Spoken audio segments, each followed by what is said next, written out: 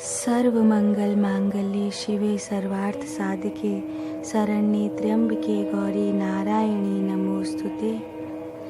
आप सभी को शारदीय नवरात्रा की बहुत सारी शुभकामनाएं। अधिक मास पूरा हुआ है। आप सब ने अपने अपने अनुसार ध्यान साधना को, अपने अपने भजन को, भक्ति को बढ़ाने के लिए इस अधिक मास में अपने अपने सद्गुरु के बताए हुए मार्ग का अनुसरण किया है। शनिवार का दिन है तो मुहूर्त का हमको और आपको ध्यान रखना होगा। घट स्थापन के लिए सुबह 5 बजे, 6 बजे, सुबह 8 बजे और 11:40 पे अच्छा मुहूर्त है।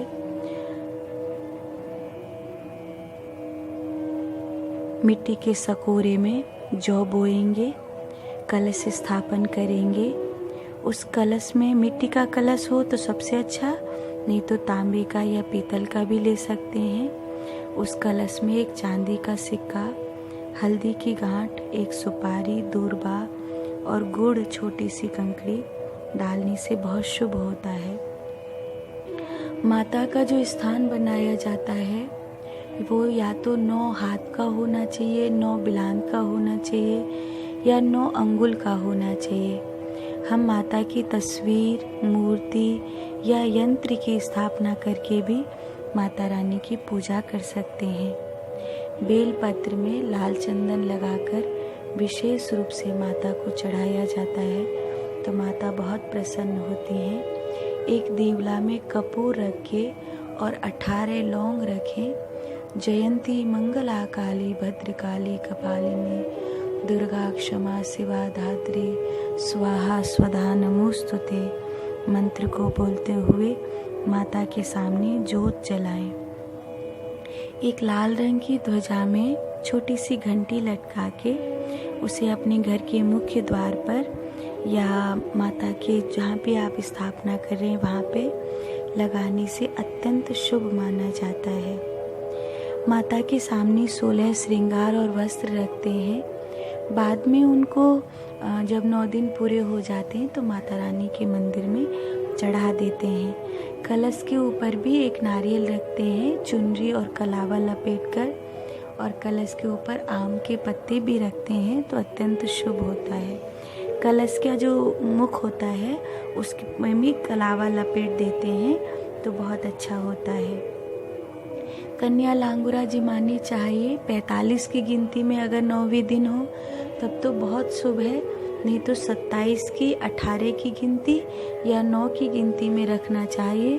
अथवा फिर जो माता रानी की मर्जी, जितने आपको कन्या लांगुरा मिले उनको हलवा पूरी जिमानी चाहिए और उनकी प्रसन्नता के लिए कोई विशेष उपहार उन्हें देना चाहिए जो उनके उपयोग में आवे। ऐसा उपहार कन्या और लांगुरा को देना चाहिए। जो कलावा होता है उसमें 9 गांठ लगाकर अपने हाथ में बांधे व्रती तो शुभ होता है। और जैसे 9 दिन तक व्रत नहीं रह पा रहे हैं तो पहले और 8वें नवरात्रा भी व्रत कर सकते हैं, अथवा तो पूरे दिन व्रत करें और सांझ को कुछ हल्का भोजन लें। जितना हो अपनी वृत्तियों को, विचारों को शुद्ध रखें। मधुकैटभ का वध किया था माता ने इन दिनों में। महिषासुर शुंभ निशुंभ का वध करने वाली है माता। गोपियों को उनके भक्ति के फलस्वरूप जब गोपियों ने इन शारदीय नवरात्राओं में माँ की उपासना करी थी, कात्यायनी महामाये महायोगी नदीश्वरी नंद गोपसुतम देवी पतिर्मे कुरुते नमः। कात्यायनी महामाये भवानी भुवनेश्वरी संसार सागरे मग्नं मामुद्धार कृपामयी। ब्रह्म विष्णु शिवाराद्रे प्रसीद जगदम्बिके मनोविलासितं देवी वरम देहि नमोस्तुते। माता की उपासना बड़ी श्रद्धा और भाव से करिए। राम जी ने इन्हीं नवरात्रों में माँ की उपासना करी, साधना करी, अपनी विचार को, अपने ध्यान को इतने उच्च स्तर पे पहुँचा दिया कि रावण जैसा जो दैत्य था, जिसको पराजित करना किसी के लिए संभव नहीं था, सहज ही राम जी ने उसकी वासनाओं का अंत किया और धरती पर धर्म की स्थापना करी।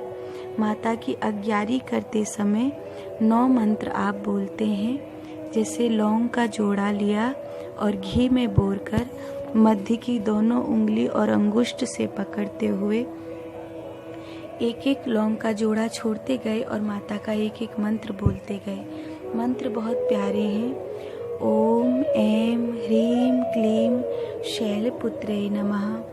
ओम ऐं ह्रीं क्लीं ब्रह्मचारिण्ये नमः। ओम ऐं ह्रीं क्लीं चंद्रघंटाय नमः। ओम ऐं ह्रीं क्लीं कूष्मांडाय नमः। ओम ऐं ह्रीं क्लीं स्कंदमात्रे नमः। ओम ऐं ह्रीं क्लीं कात्यायने नमः। ओम ऐं ह्रीं क्लीं कालरात्रे नमः। ओम ऐं ह्रीं क्लीं गौरी देव्यै नमः। ओम ऐं ह्रीं क्लीं सिद्धदात्रे नमः। माता के इन 9 मंत्रों को बोलकर आज्ञारी करें। फिर 2 बतासे लें, उनको भी घी में बोरकर उसी आज्ञारी में मध्य की दोनों उंगली और अंगुष्ठ से पकड़कर हवन की अग्नि की तरह उसमें छोड़ें। लक्ष्मी मैया की विशेष प्रसन्नता के लिए गूगल जो होता है, जिसका हवन में प्रयोग करते हैं हम और आप, उस गूगल को घी में लगाकर मध्य की दोनों उंगलियों और अंगुष्ठ से पकड़कर आज्ञारी में समर्पित करें। ओम ऐं ह्रीं कमले कमलालये प्रसीद प्रसीद ह्रीं श्रीं महालक्ष्मी नमः। इस मंत्र का जाप करेंगे। माता को प्रसन्न करना बहुत आसान भी नहीं है, तो माता को प्रसन्न करना बहुत कठिन भी नहीं है। बस भाव सच्चा होना चाहिए। अगर प्रेम सच्चा है तो माँ अवश्य प्रसन्न होती हैं। नवरात्रि में 24 घंटे एक मंत्र का जाप किया जा सकता है, जो जागृत मंत्र माना जाता है। अगर आप दुर्गा सप्तशती का पाठ करते हैं या दुर्गा चालीसा का पाठ करते हैं, माता रानी की सुबह शाम आरती करते हैं, अखंड ज्योत जलाते हैं, तो भी आप इस मंत्र को बोल सकते हैं। ओम ऐं ह्रीं क्लीं चामुंडाय विच्चे। ओम ऐं ह्रीं क्लीं चामुंडाय विच्चे। इस मंत्र को आप कितनी भी बार दोहराएं, माता को प्रणाम करें। मेरे शुभ आशीष आप सबके साथ हैं। शारदीय नवरात्रि आपके लिए मंगलमय हो। माँ कृपा फाउंडेशन राधा रानी प्रसादम की ओर से आप सभी को शारदीय नवरात्रा की बहुत बहुत शुभकामनाएं। जय माता दी।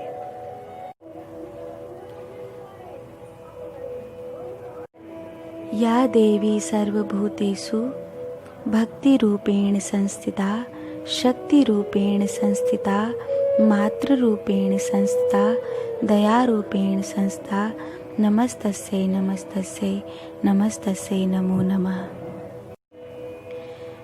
सर्वमंगल मांगल्ये शिवे सर्वार्थ साधिके शरण्ये त्र्यंबके गौरी नारायणी नमोस्तुते।